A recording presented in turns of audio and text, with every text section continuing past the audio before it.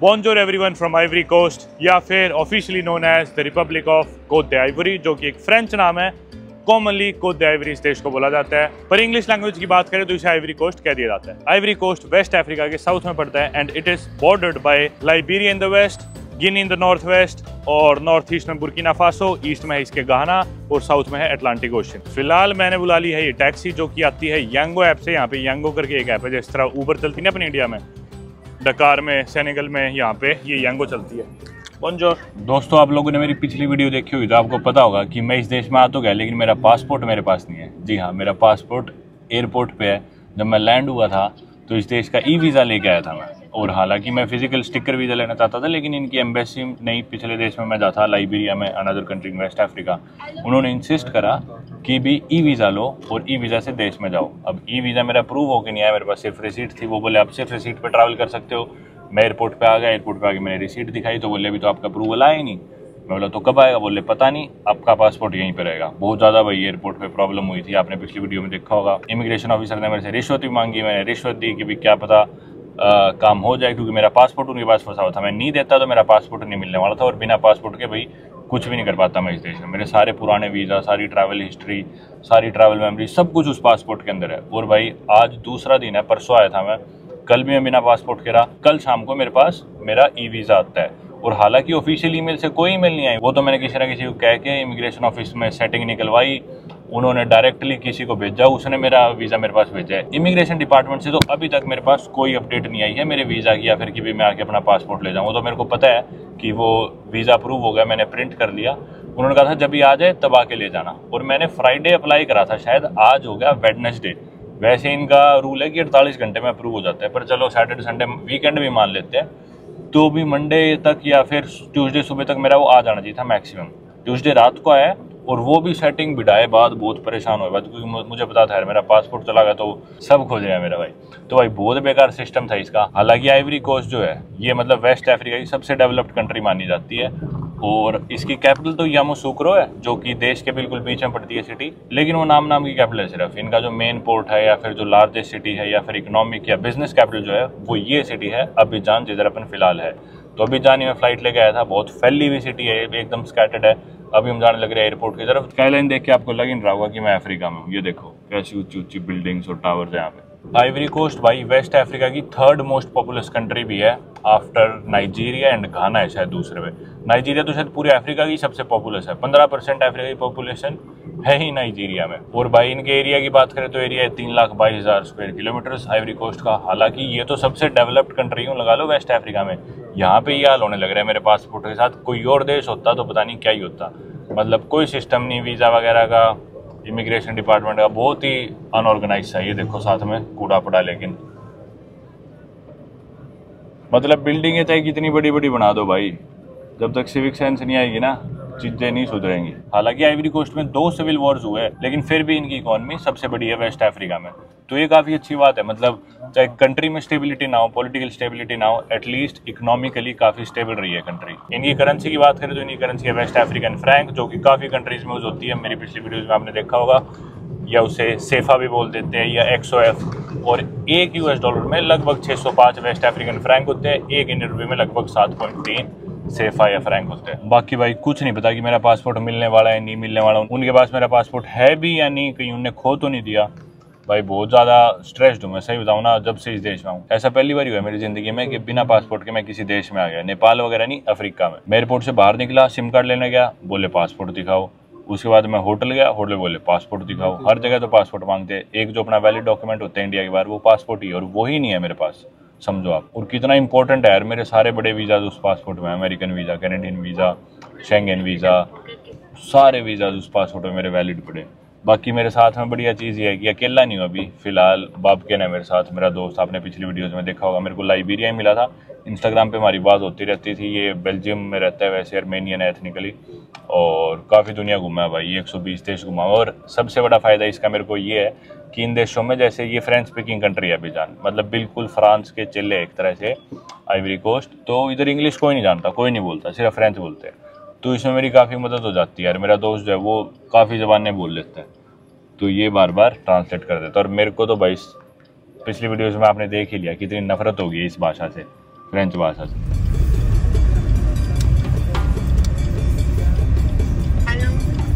Ça, t'es en faute, c'est fini, c'est l'essentiel. Non, non, non, non, non. Le reste, ça dépend de moi. Une fois que tu es déjà en faute, c'est fini. They can keep locking unlimited. They can set the phone. Tu sors par la gauche. Tu passes à la direction Sotra demain, tu payes ton amende. You got a ticket? तो भाई का काट दिया भाई मोटा चालान। Police ने रोका, मतलब जाना नहीं था शायद उस सड़क पे, बोलेगी रोको और चालान काट दिया। मेरे ख्याल से 22,000 कुछ का। भाई कर रहा था अपनी सेटिंग से बात फोन पे, मौज में था, एकदम से भाई के लगा झटका, ये क्या होगा। अब इसके भाई चोट लग गई भाई के सीधा 2,500-3,000 रुपए की। हमारी टैक्सी का खर्चा यहाँ से लेके एयरपोर्ट तक का था 6,900 सेफा, 6,700 शायद। चालान काट दिया 23,000 का, जितने की टिकट थी उसके 4 गुना तो चालान ही हो गया। मर गया भाई ये तो, आधी नींद नहीं आएगी इसकी। कोई नहीं भाई, मेरा ही पासपोर्ट खो रहा है, आजा बैठ जा, कोई बात नहीं। अब भाई जगह जगह गाड़ी रोक रहा है और सोच रहा है जाके उनसे सेटिंग करूं, कुछ और करूं, या आगे एक और खड़ा मामा ये और काट देगा तेरा, दिख जा। को नहीं मानने भाई हो। इस मामा से रिक्वेस्ट कर रहा है अभी, कहा मामा जी चालान माफ करा दो। पर यार यहाँ पे ये देखो, इसने कह दिया मामा मेरा ऑर्डर चालान काट दिया, देखो कि मैं बात बूत बने तो सह के कि मैं जुगाड़। मामा नाट गया, मामा बोला जा मेरी बात करा दिए। Monsieur, vous allez faire quoi? Comment? Vous allez faire quoi? Non, je vais prendre mes pièces avec quelqu'un là-bas. Babkin, what's that? Is that the embassy? Ambassade de France. That means the embassy, right? Yeah. Or the ambassador of France. Embassy. So भाई France की embassy यहीं कहीं है, तो मतलब main इलाका होगा ये, मेन ही देश इनके लिए फ्रांस है, उनकी एम्बेसी यहाँ पे। एक यार ये गाने चला के छोड़ गया, बंद नहीं होने लग रहे, 1 घंटा हो गया। इसकी सेटिंग का फोन किया आया, तब से गाने चल रहे हैं। यार हमें चले ना 10 मिनट भी पूरे नहीं हुए थे और उससे पहले ही इसका चालान कट गया और ये गाड़ी छोड़ के चला गया। मतलब कोई मतलब नहीं, पैसेंजर बैठा है नहीं बैठा है भाई, यहाँ पे ऐसा ही फंड है भाई, कोई चक्कर नहीं है। अपना गाड़ी खड़ी करो, पैसेंजर बैठे कोई नहीं, तुम देखो। यूं भी नहीं कि भी पूरे दिन के लिए गाड़ी रेंट पे ले रखी हो, पास तक जाना है भाई हमने, हमारी राइड है। गाड़ी छोड़ के चला गया, पता नहीं कहाँ माथा मार रहा है। बाप के इस दुकान में गया पता नहीं देखने, लेडी बेचारी बाहर बैठी थी, तो लेडी को पता नहीं अंदर जाना था पता नहीं बाहर जाना था। ड्राइवर अभी तक आया नहीं, इंतजार ही कर रहे हैं। मैंने कर दी भाई गाड़ी लॉक, चाबी निकाल ली और केड़ा लेके अपना आ गया हम बाहर। पता नहीं कब आएगा वो तो दूसरा। हेलो बॉन्जोर, सबा ए नंगू पंगू। बाकी भाई आ गया है भाई फाइनली। अफ्रीका की मेरी 14th कंट्री, और शायद पहली बार मैं ऐसा देख रहा हूँ कि एक्चुअल में चालान होके, मतलब रिश्वत नहीं ली पुलिस वाले ने, चालान काट के चालान की पर्ची पकड़ाई बकायदा। नहीं तो पैसे मांगते, चालान का तो रिवाज ही नहीं है, पैसे दो और जाओ। ये एरिया बढ़िया था यार। बाकी इधर देखो पॉल बेकरी वगैरह, और पीछे का एरिया बढ़िया था। हाँ भाई बनी कुछ बात, अब 150 गाल देने थे मेरे यार, उसकी गोद में देता 150, कोई बात ही नहीं थी। इतनी देर मैटर खराब करा, चल कोई नहीं। बाकी भाई यहाँ से अभी एयरपोर्ट 45 मिनट का रास्ता हो रहा है यार, मेरे तो इस चीज़ की टेंशन है। Can you ask him if it got sorted or if he still has to pay the fine? Ils ont dit quoi? Comment? Les agents. Bon, ils disent aller pour revenir là. Tu dois payer l'amende. Oui, oui. He has to pay 22,000? Et à combien? 2,500. 2,000? 22,500. 22,000. 22,000. 22,000 is how much? 22,000. 22,000 देने हैं भाई, जो मैंने आपको बताया इसको भाई। बेचारे भाई के साथ तो गड़बड़े होगी। 3,000 रुपये इसके लग गए इंडिया के। 150 का गाल देता है रात ऊपर वाली गौज में उसके पुलिस के, बोलना ही नहीं था उसे कुछ। आगे से ध्यान रखिए, ठीक है ठीक है, आगे से ध्यान रखिए। पुलिस वाला आए, गाड़ी रुकवाए, 100 का नोट लिया, उसकी गोद में गाला और टाटा बाय बाय, समझ गया? या good. Oh, tu dois payer l'argent de voiture le soir. Ouais. 25 000. Bon, si toi tu payes 22 500. Don't worry bro, chill, relax. Go home, drink beer, sleep. Good sleep, okay? 500 mètres, prenez la sortie. Sometimes it's important to learn a lesson. It's okay. Don't talk to your girlfriend while driving the next time. And if she really wants to talk, I can talk to her and you can keep driving.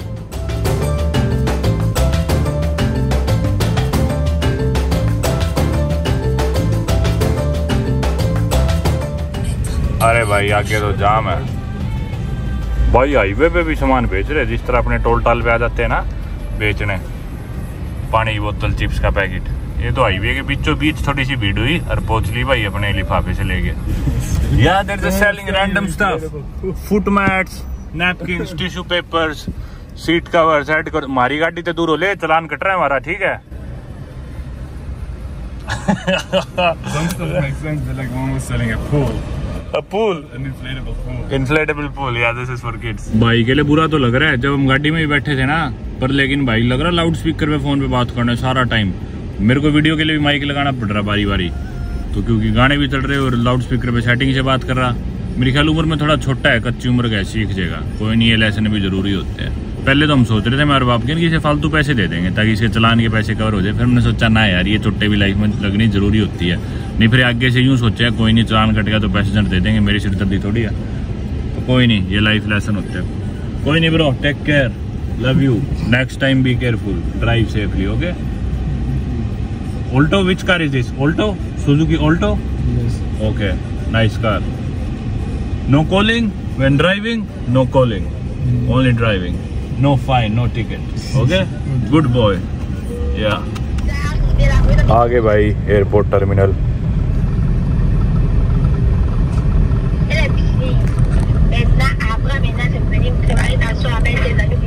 यार तू फिर setting करने लग गया।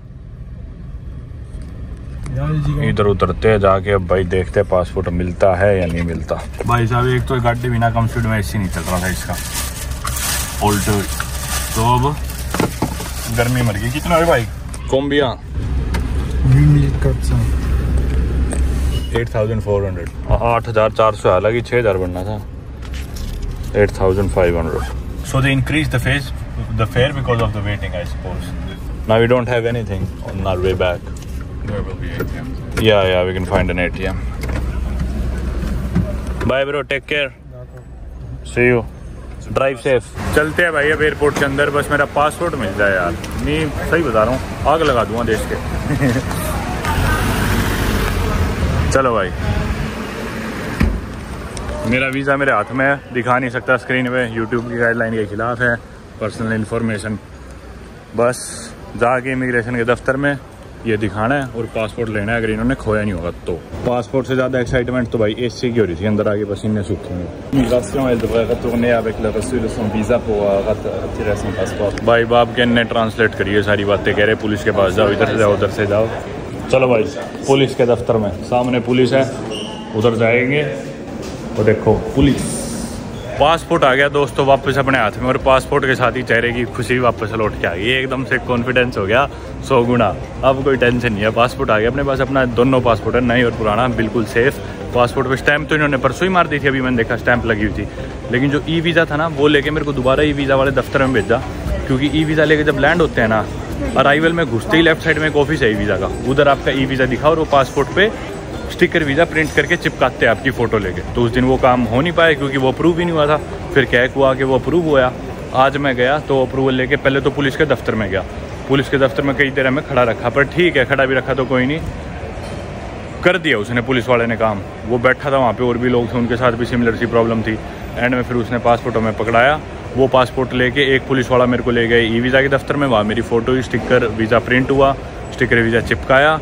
और उसके बाद immigration पे गया, इमिग्रेशन पे भी स्पेशल लाइन में ले गए और बोले सीधा निकल जाओ। मैं बोला स्टैंप तो मार दो, पर देखा कि स्टैंप ऑलरेडी लगी हुई थी। एयरपोर्ट पे भी एक इंडियन भाई मिल गया, बोला देखता हूँ मैं वीडियोज़ आपकी, ये वो।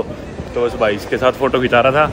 बाहर आ गए हम, बाप के ने पता नहीं कहाँ गया यार। बहुत मदद हुई यार मेरे गोरे दोस्त की वजह से। फ्रेंच बोलता है, क्योंकि वो फ्रेंच भी बोलता है, डच भी बोलता है, इंग्लिश भी बोलता है, जर्मन भी बोलता है, और रशियन भी बोलता है, इटालियन भी बोलता है, पोर्टुगीज़ भी बोलता है, ग्रीक भी बोलता है, हर भाषा बोलता है वो यार। कट गया। ये देखो भाई, मैंने आपको पहले ही बताया था, ये अफ्रीका कप ऑफ नेशंस अब की बार इधर हुआ था आइवरी कोस्ट में, और आइवरी कोस्ट ही जीता था। 11 फरवरी को फाइनल था, शायद नाइजीरिया के साथ था इनका फाइनल। आ गए भाई टैक्सी में। बोनजोर एक शब्द आता है भाई फ्रेंच का, वो इतनी बार बोल देता हूँ। खैच के ले ले भाई।